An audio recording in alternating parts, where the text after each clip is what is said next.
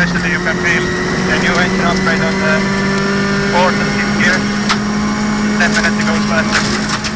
Something like a diff ramp here, are you really going to get the right feedback? That was my feeling as well when I drove with Terry, with the Rally1 car. Welcome to Kielder Forest. Some of you might recognise this road if you know the Roger Albert Clark Rally, or in the old days the proper old school RAC. This is the Shepherd Shield stage, or the beginning of it slash the end of it, depends which way you run it. But more importantly, we're here to get a behind the scenes look at a test. Very behind the scenes. There's Romit. Hello Romit. Yeah, let's check out what the guys at M Sport are cooking up with this, the Fiesta Rally2. I'll send him out. You guys there's sensors on there as well. Did the offer of going to Kielder not excite Colin or even David or anybody like that? Apparently not. No, that's a big surprise, isn't it? Got a short straw? Yeah, quite literally the short straw. See, someone needs to defend Kielder here. This is one of the best places in the world to be if you're a rally guy. That, isn't it? This is it, the heartland.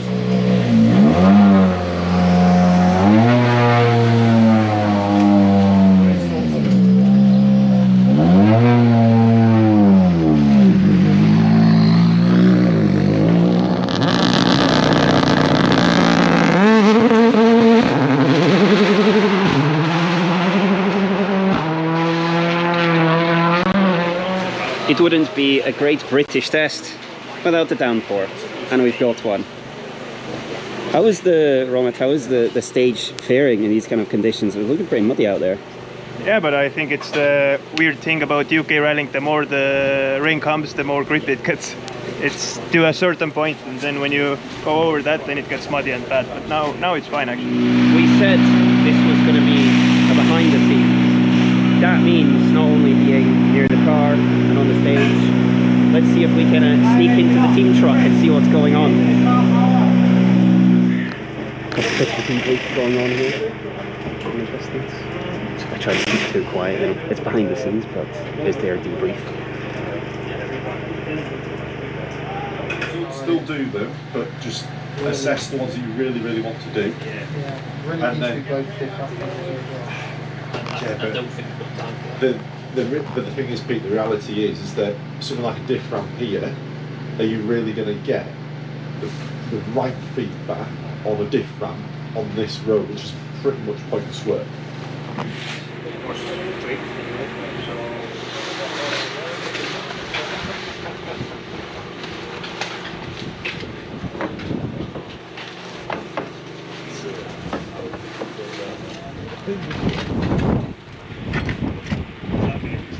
So, bit of a pause in testing at the minute, which is a good chance to explore what's actually going on with the car, and I have the best man in town, in Kielder, to explain it all to me. This is James Allenson. Remind me, James, what your job title at M Sport is? I am Customer Programme Manager at M Sport. And what are we up to today? What are you testing? We're here today in lovely Kielder. We're testing the Fiesta Rally2. This is our test and development car. This is one of the final tests of the year that we're doing, that is finalising our developments and our updates for the 2026 season, which we'll be offering as an update package for the in 2026 to our customers. So, to give you a quick overview and a quick walk around the car, this is a culmination of 12 months of development and evaluation of improvements that we need to make. So to start off with, chassis developments we've made. We've got a revised front suspension geometry, which still gives us the option to run where we currently have been in the 2024, or for the current homologation of the car. But also, we've also done a new gravel damper, maintaining the same body but different specification of damper. We've also been working through some of the regulation changes that have been allowed by the FIA to make further lightweighting improvements to the car, such such as the main areas we've been looking at are a polycarbonate rear screen. We've also got a lighter weight dashboard, and a lightweight main dashboard, battery, and some further items which we already had released, such as headlights, which we will make into a package, which roughly gives around 10 kilos of weight saving. Other areas that we've been working on as well are the electronics of the car.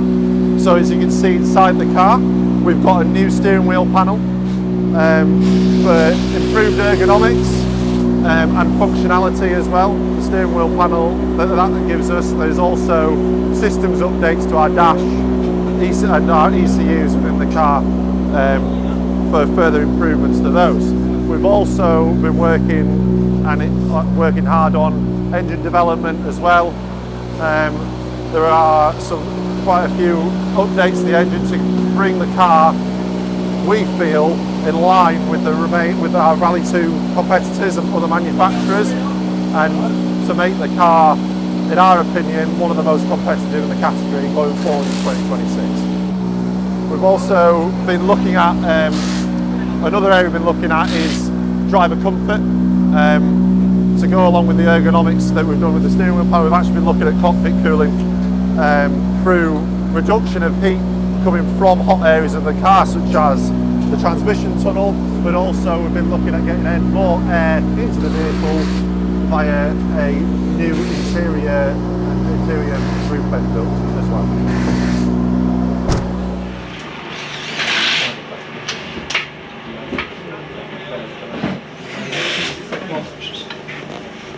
Stop now for you. Development testing. So it's about trying as many different things as you can in a kind of structured, ordered way. You know, you test different variations of the same parts one at a time to understand, is one set of dampers better in certain conditions than the other. They've just spent a bit of time tinkering with this, which they're now going to go off and test. And one of the other key variances you don't see at every test is different tyres. We've got a few different ones here. Here's some Pirelli Scorpions, quite common among some of M Sports customers.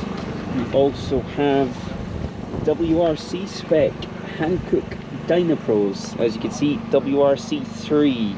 That's the hard compound, I want to say. I think 7 is the soft. Might be embarrassing myself there. I have a few different Scorpions as well. There's the hard K8s, the KM6s that are very popular among national rallying. And look at that, the Michelin Mans here. We've even got a set of those just to test out. What? Do you have a surprise for us? Sorry? Well, you have something special to show us. Ah, yeah.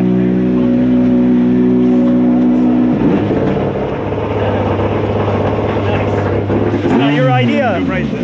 Whose idea was that? Yours? I don't know, some engineer, I think Rory, yeah. He's the one. We wish you a Merry Christmas, mate.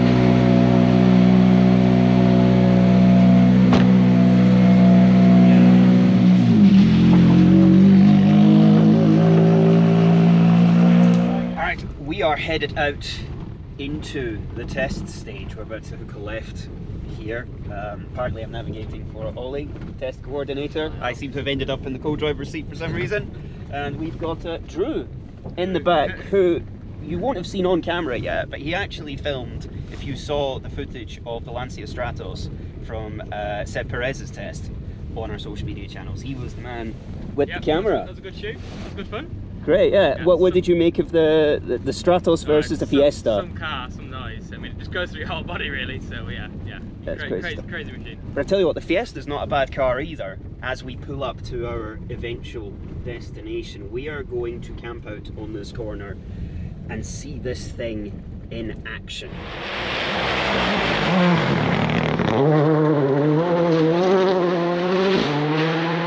You know what's properly epic about this? Can you hear faintly in the distance the sound of Fiesta Rally2? He's about 2 kilometers or so away from us at this point. You know, he went past this corner at least a minute ago. This is why we love forest rallying. Just the way the sound bounces around the trees.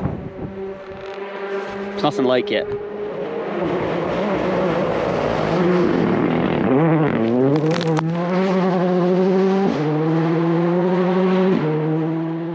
So I'm having to go out of GoPro mode for a minute just to show you what proper gravel rallying is like.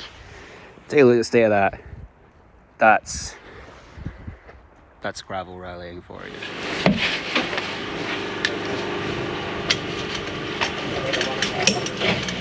Looks like I'm getting in the car. My word.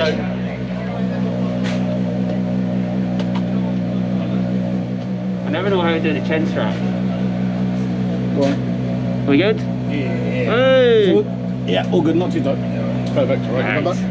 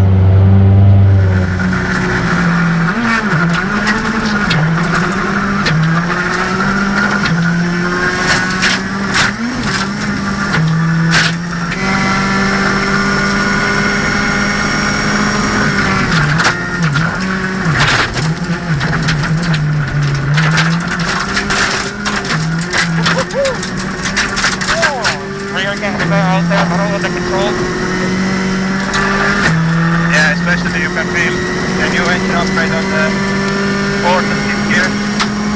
Definitely goes faster.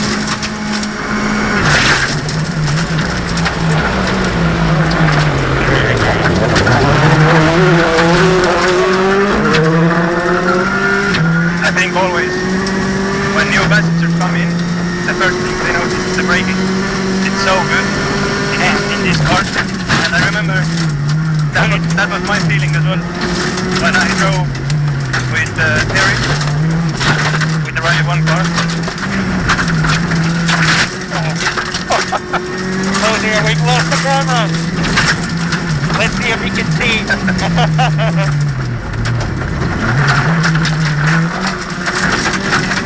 Okay, here we go. All aboard Robin's roller coaster.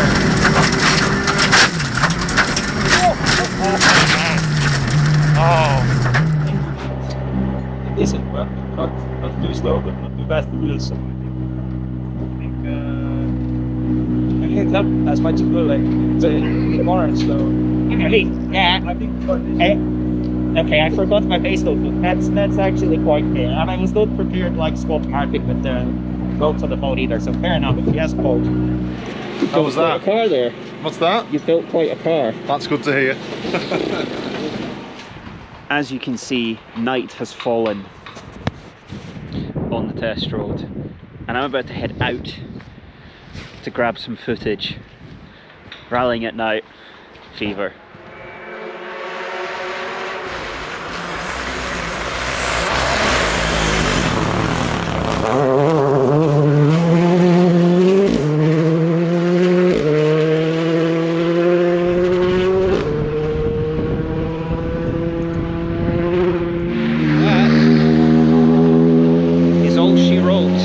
That is the end of development testing with M Sport in Kielder Forest. Rob will be back with us in a second. He's just going to the end of the junction to do a U-turn. But hopefully this has been a very insightful day into what it's like to develop a rally car. Thank you again to James for showing us around, giving us a bit of insight into what goes into developing one of these things. Has it been a good day? Did you get everything done you wanted to? Yeah, it's been a successful day really, all in all. Yeah, the weather conditions have been kind to us given what we were supposed to have, but no, we've had a successful day. We've managed to get through everything that we wanted to do. Yeah, the updates seem to be working in how we want them to work and in the right direction. So yeah.